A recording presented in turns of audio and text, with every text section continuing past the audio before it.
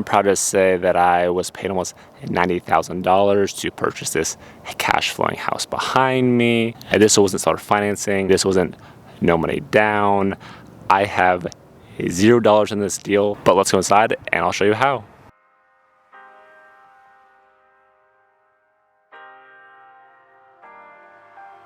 For people new to the channel, my name is Jake and I'm a 30-something living in Summer, USA with my wife and our dogs Archie and Harper. I'm a full-time worker, a part-time personal finance dabbler, a travel enthusiast, and this is us in Cancun, Mexico.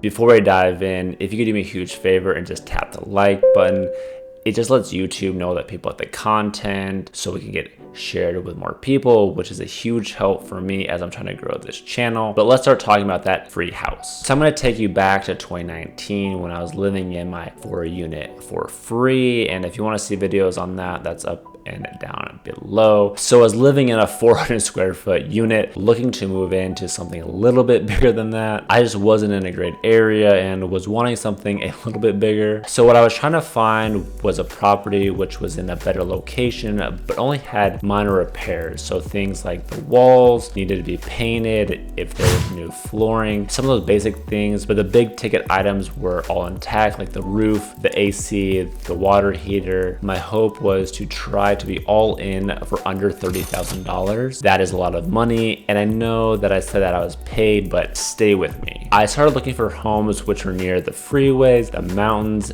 in your shopping centers, looking for things which were obviously with my price range. None of them seemed to feel right or what I was looking for, but as I was driving home, I noticed one property which was a little bit out of my price range, but I ended up going to take a look. This house was listed for $260,000 and had been on the market for a while. Keep in mind, this was 2019, so prices were a little bit different then. The house is larger than the other homes which I was looking at and is a 4-bedroom, 2.5 bath at 2,200 square feet. The house was pretty gross. When I did my first walkthrough, there was animal urine on the tile.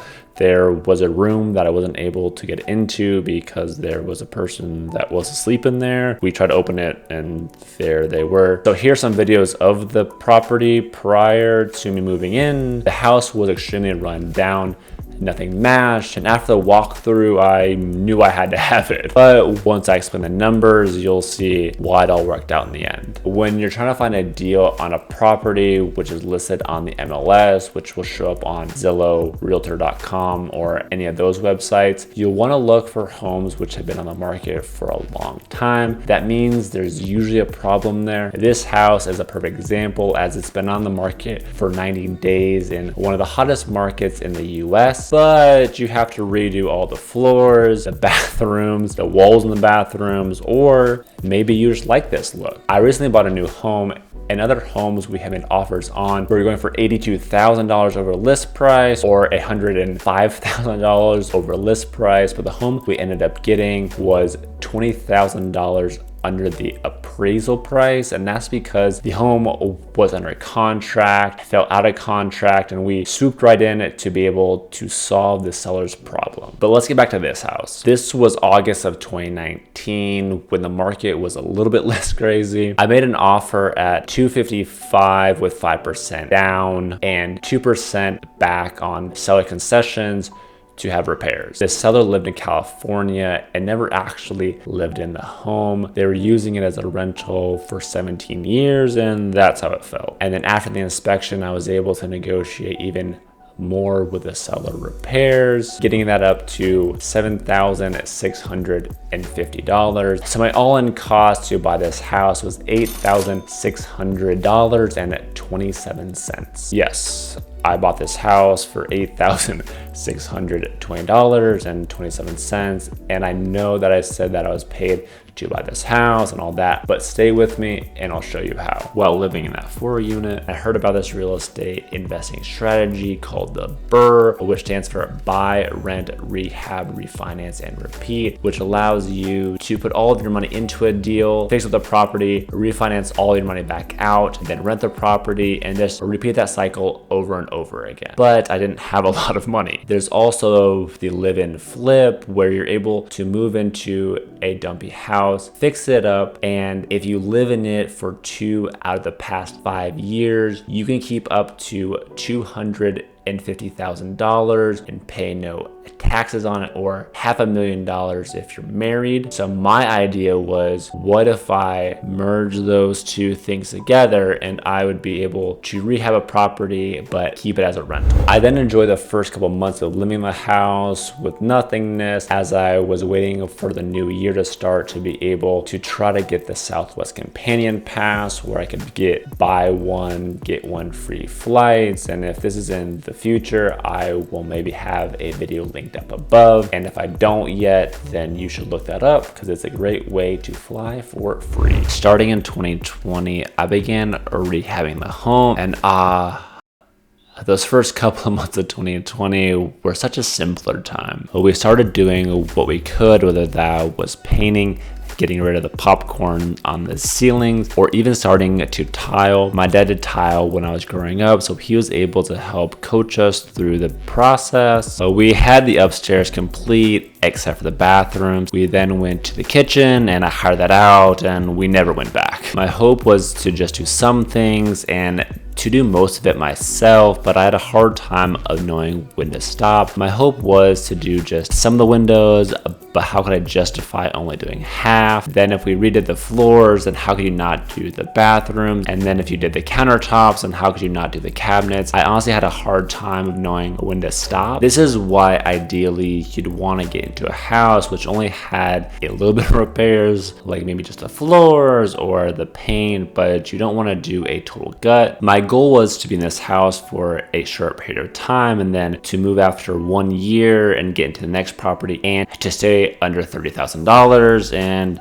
2 years later, and here I am. This was my hands-on experience of learning when it comes to rehabbing that everything is going to take you twice as long and cost twice as much. With this house, we basically redid everything and I think it looks pretty nice, but in that neutral kind of way. We wanted to keep it pretty neutral to be able to be more appealing to renters. So after all was said and done, I was into the rehab for $77,626.77. I know I said that I was paid to buy this house, but stay with me, I promise. And I know this is a lot of money, but prior to living in this house, I was living for free in my quadruplex. And if you want to learn more about that, I have that linked up above and down in the description. I was also working on the weekends or over the holidays as a healthcare contractor, and I was living off of half of my income. Most of that savings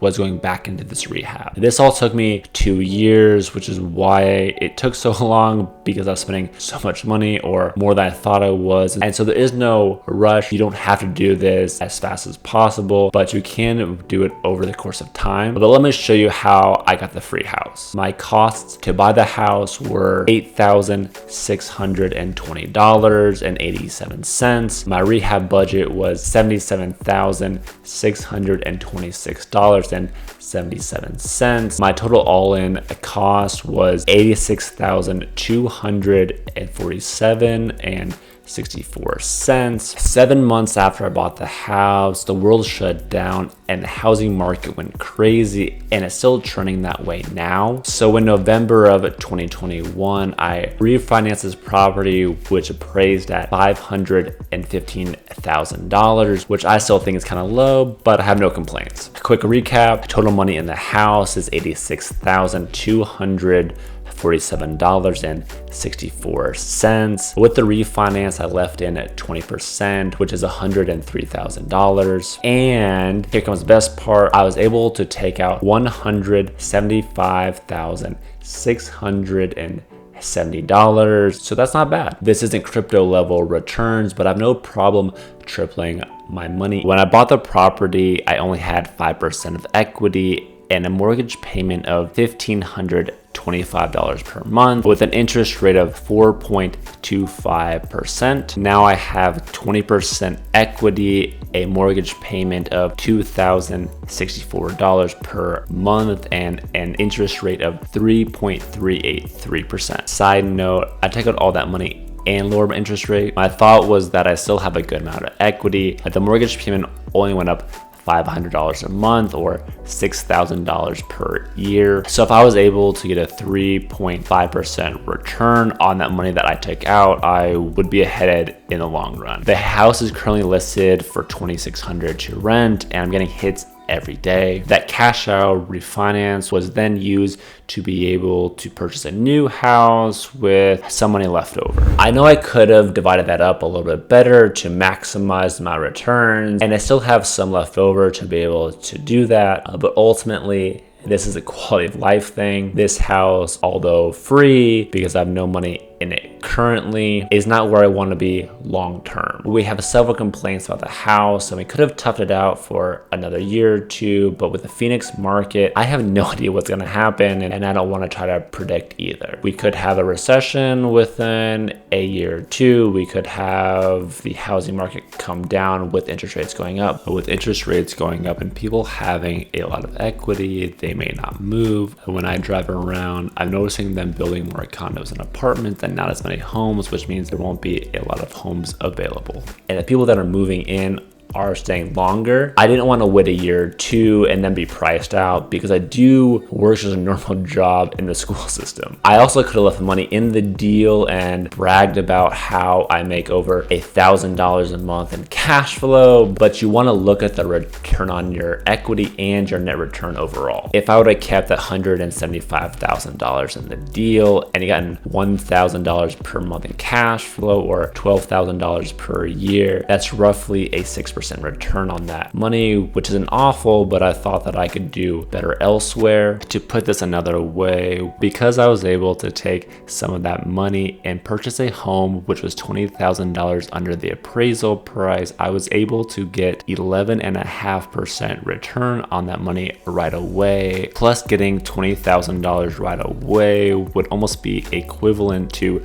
3 years of cash flow had I let that money stay in this deal. And especially because the house is free and I have no money into it, I'm going to be getting great returns. This is what makes real estate so great, is that you're able to use the same money over and over again to buy new assets or new properties. And I know if the house isn't actually for free, or people will say that you have to get renters or pay for repairs or whatever else may come up. But basically, I took my own money out of the deal and I'm lending it back to myself and hoping to get better returns. So I'm just moving my own money around essentially. But this is a goal of any real estate investor, to be able to control as many assets as you can responsibly with little to no of your own money invested in the deal. This is not what caused the housing crash either. Back then, people were being super speculative, and I still have 20% down on a 30-year fixed mortgage at 3.383%, which with inflation at 7.5%,